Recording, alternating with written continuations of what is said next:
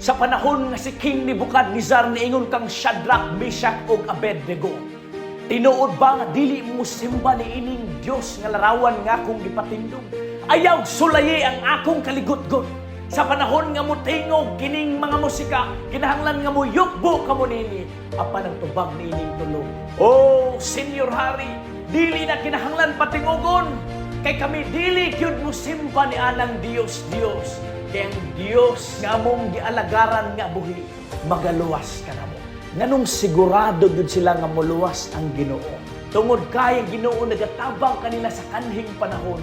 Tungod kay ang Dios nagaluwas sa mga Israelita sa karaan nga panahon ug nakasiguro sila nga ang Dios usab magatabang kanila sa presenteng problema nga ilang giatubang ug sila ni dugang pa. Nga bisan pa ang Dios nga among gialagaran dili magaluwas ka namo. Dili kami mo simba ni anang larawan. Inaot ta ingon ana po ang atong pagtuo nga bisan unsa mga hulga ug pagsulay sa atong kinabuhi, kita mo pabilin ug mubarog nga lig-on sa atong pagtuo. O kita mo padayon sa pagpangalagad sa Ginoo bisan pa sa kalisod o bisan pang walay panalangin.